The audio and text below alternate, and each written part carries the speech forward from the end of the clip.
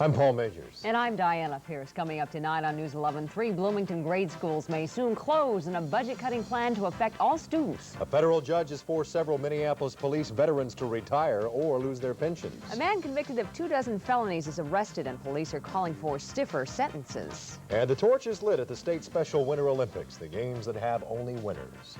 News 11 is next.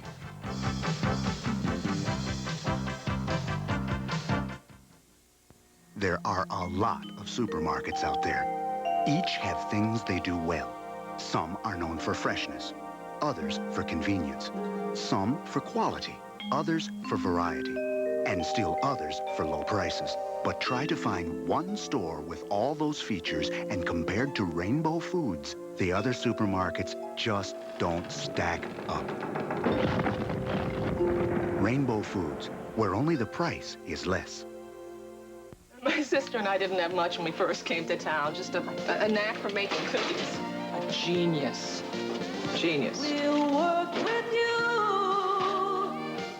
So we asked Laura West for a business loan. They looked at our plans and tried our cookies. We'll do our best. Oh, yeah. Now, lots of people want to try our cookies. We know the way. We are on our west. Shopping for a new truck can seem like a bad dream. There's got to be a better way. Hi, I'm Tom Krebsbach, General Manager at Midway Chevrolet. One better way is to put 3.9% financing on S10 Blazers and pickups. 3.9% financing, it's available now at Midway Chevrolet. Automatic transmissions, they're free on a great selection of full-size Chevy pickups, too. At Midway Chevrolet, you'll be satisfied with your new truck purchase. You have my word on that. Midway Chevrolet, St. Paul.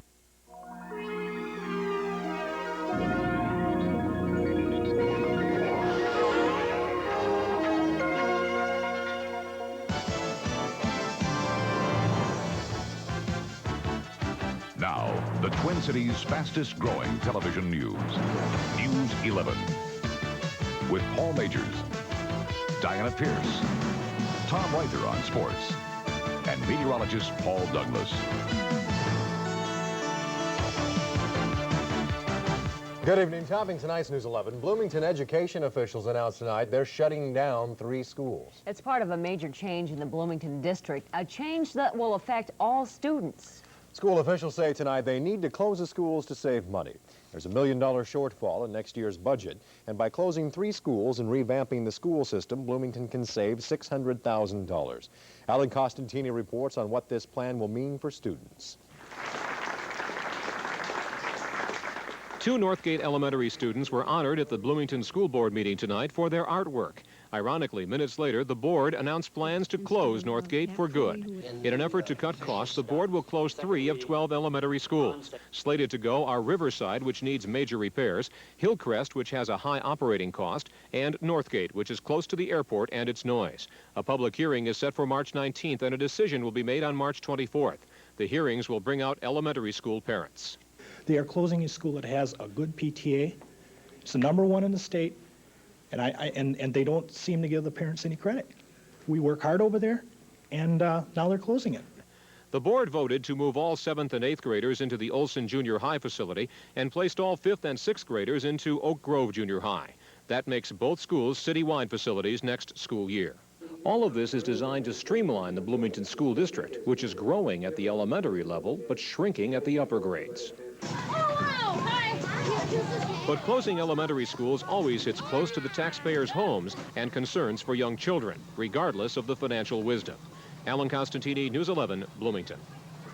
All of these changes will take place in the 87-88 school year. Burnsville school officials tonight discussed a shift for elementary school students in that district. School officials discussed an enrollment explosion in the Savage area, and tonight a plan was discussed to send Savage area students to Burnsville or Eagan to handle the crowded situation. About 1,500 students are affected in this plan, and a decision is expected March 5th. St. Paul police tonight are investigating the murder of a young Hmong boy. He died Saturday of severe internal and external injuries. Police say the baby, 15-month-old Lau Ming Yang, lived in a public housing project with his parents on St. Paul's east side. Neighbors and residents at the parents' home claim they knew little about the child's death. Yeah, they live here. They live here. Does anyone know what happened to the baby? I don't know. Nobody know what happened. Mourners gathered at a funeral home. The baby will be buried tomorrow. Police say the child's parents speak little English, so an independent interpreter will be called in on the case. Minneapolis police are holding a suspect in connection with the death of a man in North Minneapolis. The body of an unidentified man was found in a basement at 1707 2nd Avenue this afternoon. Police say he may have been dead for a full day. An autopsy will be conducted tomorrow. A longtime convict is in custody tonight. A convict Minneapolis police believe conned judges into giving him lenient sentences. The suspect was arrested overnight following a high-speed chase in a stolen car. And Bernie Grace reports tonight the man is well known to authorities. Police caught up the 30-year-old Ronald Reinhardt early this morning after a high-speed chase from North Minneapolis through Golden Valley. At times, speeds topped 100 miles an hour. Police say Reinhardt stole this car off a Crystal used car lot and ditched it near Highway 18. When police captured Reinhardt, they were surprised he wasn't behind bars. He has a long list of convictions that includes a shopping list of crimes: vehicle theft, larceny, robbery, escape, burglary, damage to property, illegal possession of a gun, and the list goes on. The last crime Reinhardt was sentenced on was a stolen car conviction last summer. Reinhardt spent a mere 8 days at this correctional facility before a judge released him to this alcoholism treatment center. It was from here Reinhardt took off. Police say Reinhardt conned a judge into a light sentence. This is an example of what many of the career felons are doing. They have become master salesmen and manipulators of a system. Judge Thomas Brennan sentenced Reinhardt. Brennan would not talk on camera, but he did defend the sentence, saying for the first time it appeared Reinhardt was amenable to treatment, something he never had before. Now that Reinhardt's back behind bars, police say they'll charge him with 2 more felonies: fleeing a police officer and unauthorized use of a motor vehicle. And once again, police say they lucked out that Reinhardt didn't kill somebody during last night's high-speed chase. In Minneapolis, Bernie Grace, News 11. Judge Brennan says when he sentenced Reinhardt, he made it clear if he got in trouble again, he'd be sent to Stillwater Prison for 2 years. A longtime Minneapolis policeman has to leave his job tonight or forfeit his retirement benefits. That's according to a ruling by a federal court judge. Deputy Chief Leonard Bruciani told Police Chief Tony Boza this afternoon he'll retire within 45 days. I think the city is losing one of the most effective public servants it has ever had. I would have stayed on for a while. I stayed on now and probably would have stayed until Chief Boza left. But as long as the court says, hey, you have to go, then that's it. So be it. Bruciani turned 67 in July. He and at least 2 other officers are affected by the ruling.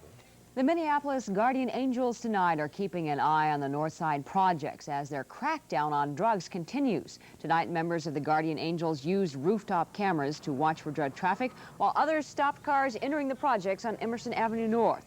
The neighborhood has been a hotbed for crack dealers, and the Angels want that activity to stop. And overnight, the Guardian Angels helped lead police to a man they believe to be a suspect in the shooting on 12th Avenue North, but the man arrested was not involved.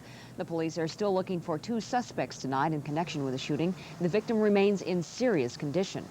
The municipal water supply is safe tonight in St. Paul Park. That word from city officials. Chemical solvents have contaminated wells near an industrial area of St. Paul Park, private wells used by 6 families. St. Paul Park officials assured residents today the solvents have not endangered the city's municipal water supply. Health officials meeting in Atlanta tonight are recommending mandatory AIDS testing for a large segment of the American public. Among the proposals, mandatory AIDS tests for any couple applying for a marriage license. And hospitals would be required to test patients admitted for any signs of the AIDS virus. Many groups oppose mandatory AIDS testing, saying it could lead to an invasion of privacy. Turnout was heavy in that hot Chicago mayor's primary, and tonight results are coming in slowly.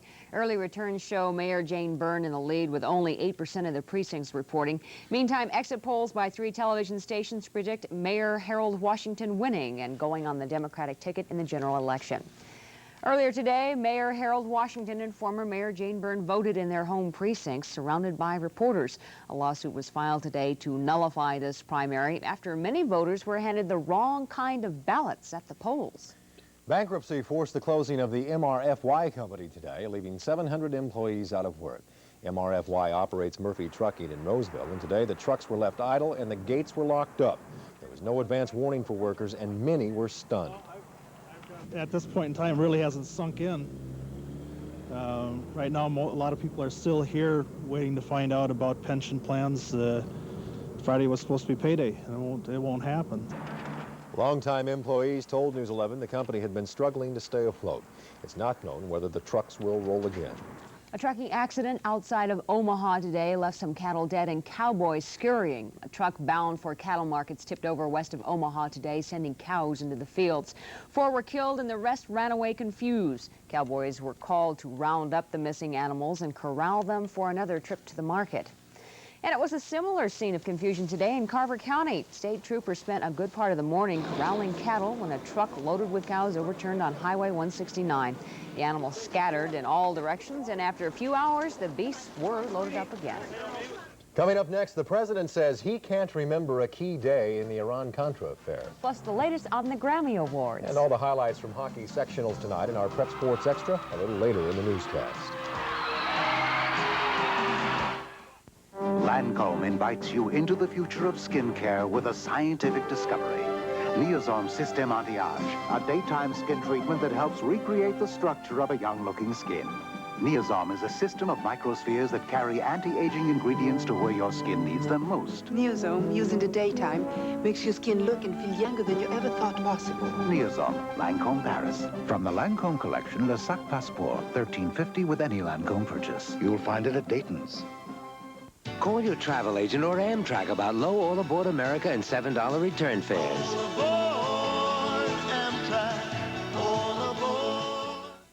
Not sure where to put your money right now? Well, you could gamble on the stock market.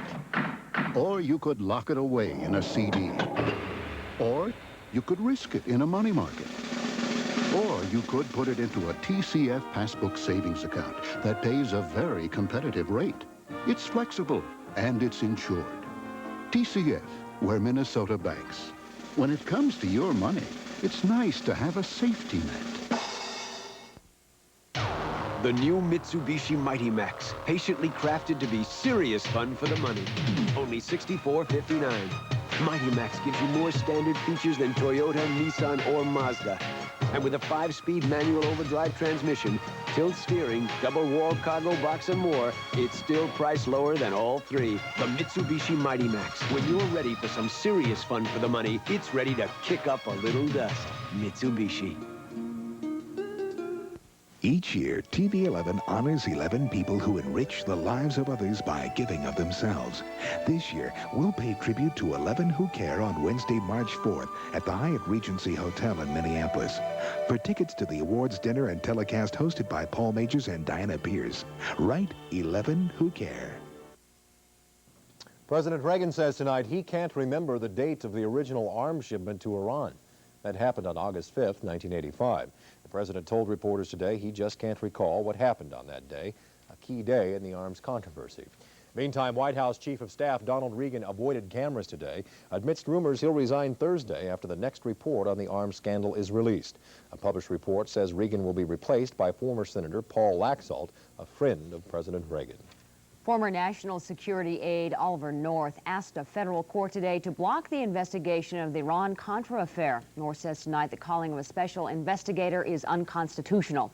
Meantime, North's secretary appeared before cameras today. For the first time, Fawn Hall says she helped North shred documents connected to the scandal. Former National Security Advisor Robert McFarlane is home tonight, and that story tops Datelines. McFarlane arrived at his home in Bethesda, Maryland today after checking out of a hospital where he was treated following a suicide attempt. McFarlane refused to answer reporters' questions upon his arrival. The governor's meeting in Washington wrapped up today with state leaders giving their nod to federal welfare reform plans and a plan to raise the national speed limit to 65 in some areas. Governor Perpich attended that conference. And in Los Angeles, American Motors unveiled its first 1988 model, the Medallion, available in sedan or station wagon. It's one of the highest priced American Motors products available, and officials plan to gear this model to upscale buyers. A little different than the Pacer. Remember the Pacer? Yes, I do. It was a very strange looking car, very wide-bodied My wife and I had short. one of those. Did you really? My wife and I had one of those, yeah. Really? And people, when we first got it, used to point at it. back. Yeah, it was a little strange. A friend told me to keep it, as a matter of fact. As a collector's item, maybe. Yeah, he said like in the year bought one? 8010 it would be a collector's item. Anyway, maybe we better move quickly along into weather. We're going to get a few nasty notes on this one. Yeah. The Pacers, they're good cars. Yeah, Not bad. you got a good car. Not bad. Yeah. It is going to snow There's no cause for panic. You don't have to go to the basement with shovel in hand. We're going to get some wet snow Thursday and Friday. But what would you say are the odds of snow in Las Vegas? If you were gambling on warm sunshine on this day in downtown Las Vegas, what would you say? I'd say about the same as me owning another Pacer. Well, let's check this out, Paul. yeah. See if you're right. I have a feeling you are right. Let's check out the trivia, and you would not believe what has been happening over parts of the West. It can go for 10 years without snowing in Las Vegas. This year it snowed twice. This is what it looked like today, an inch in downtown Las Vegas, as much as a foot in some of the suburbs. What would you say the odds are of having a snowball battle on this date in Las Vegas? Okay, there's a Pacer right about the, Time for me to take my walk into the backyard, and frankly, it's going to be an honor and a pleasure. No problems. It's going to stay dry through tomorrow. It is wild to the west, but all that wild stuff is going to stay to our west for at least another 24 hours. Earlier today in the backyard, some sunshine, 44 degrees, a low of 31. No snow, and there's your sunrise and set. Clear and 31, a southeast breeze at 8. Right now, the dew point 24, the humidity 75, and the barometer on the rise. Isn't it nice not to have to babble about the wind chill? Loop 11, the satellite sequence. Look at the superstorm that produced 32 inches of snow in Williams, Arizona. I-40 had to be shut down for a time. Hail in San Diego, San Francisco. 2-foot snow's common in this region.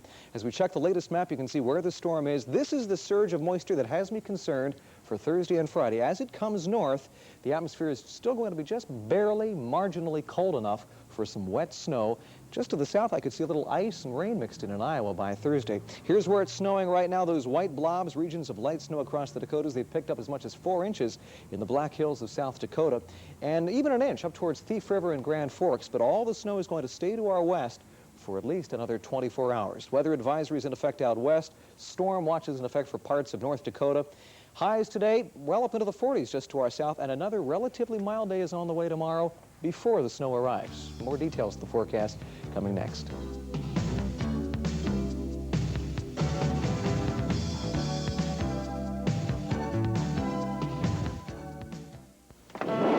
Listen, yeah, Doc, I think she's ready. Okay, I'll be right over. In Markesan, Wisconsin, when a patient can't get to Dr. Lippert's office, Dr. Lippert brings his office to his patients.